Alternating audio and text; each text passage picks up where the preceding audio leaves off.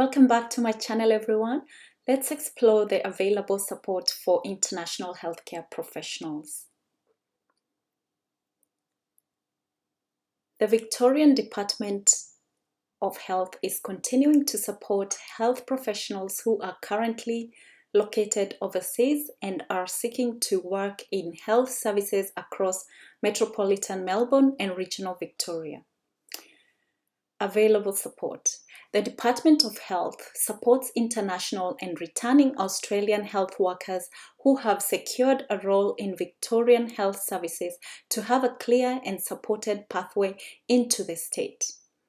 Once healthcare workers have secured a position in the Victorian Health Service, the department can support applications to obtain registration to practice, support applications for relevant visas and border exemptions, help healthcare workers and their immediate family plan to travel to Australia and meet quarantine and other requirements. So I believe that's self-explanatory, but just to get into details, what they're saying is you first have to register with the Australian body to allow you to practice.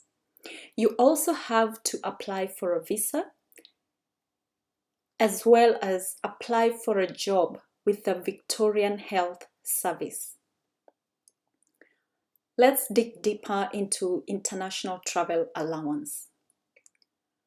From 1st November 2021 until 31st of March 2022, the first 1,000 workers who arrive and commence employment with a Victorian Health Service are eligible for the International Travel Allowance, a relocation payment of up to $2,000. So just to make it clear, this International Travel Allowance applies to only the first 1,000 workers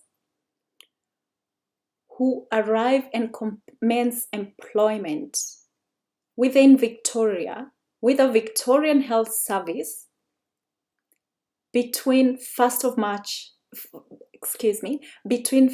November 2021 and 31st of March 2022. I believe that's self-explanatory,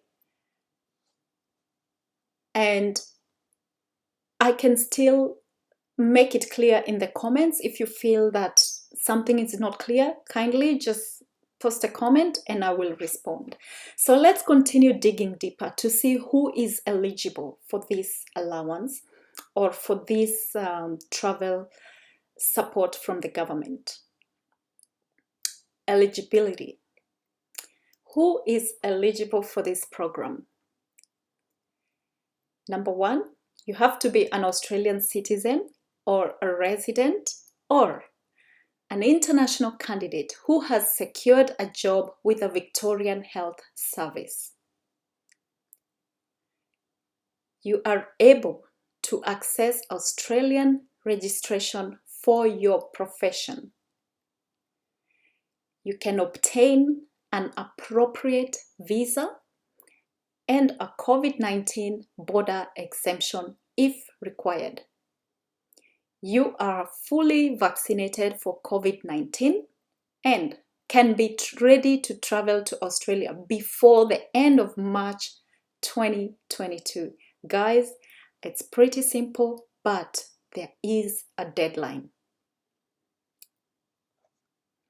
Let's keep going. Who is not eligible for the International Travel Allowance? So the wider focus of the allowance is on Victorian Public Health Services to restore these services to full operational capacity following the impact of the COVID pandemic. The following workers, all or arrangements are not eligible for the allowance. Workers who are not direct employees of health services, health services casual bank staff. So these casual bank staff are people who are not directly employed by a Victorian Health Service. Workers in administrative, office and management, communication, clerical, research, and other functions that are not patient-facing. You may be doing all these clerical and administrative jobs, but you do not deal directly with clients. You're not in the health profession, but you work in a hospital or a community health provider. You are not eligible. Workers that are employed through third-party agencies or who are otherwise not directly employed. So what they're simply saying, you have to be directly employed by Victorian Health Services. Please don't lose hope. As we keep digging into this information, I will give you direct websites where you can apply straight to Victorian Health Services. I can give you the full names of these health service providers. Don't lose hope. There is a lot of information. We haven't even touched it. This is just the surface. Let's keep going. How to apply. Discussions should occur as part of the recruitment process regarding eligibility. The allowance will be provided to new employees by their health service in accordance with existing health service payroll processes, whether those be monthly or fortnightly. So what they're saying is, during your application process for a job, make sure you discuss with your employer regarding your eligibility. Once you are told that you qualify for that $2,000 allowance, your employer will make an arrangement with you to give you that allowance, not as a lump sum, but monthly or fortnightly, in addition to your salary. So let me make it clear, you will not get this $2,000 as a lump sum. You will get it over time. It could be 2 months, 3 months, I don't know. It will be an arrangement with your employer. Health services are required to identify this payment within their systems. Some services may require workers or managers to complete documentations to claim for this allowance. That's really simple and self-explanatory. I won't go into it. Vaccination for COVID-19. Yes, you will need proof of vaccination for COVID-19. The Australian Technical Advisory Group on Immunisation, ATAGI, has provided advice on a range of COVID-19 vaccines that are considered valid in Australia. So let's get into it. COVID-19 vaccines that are currently registered and available for use in Australia are Pfizer, Moderna, and AstraZeneca.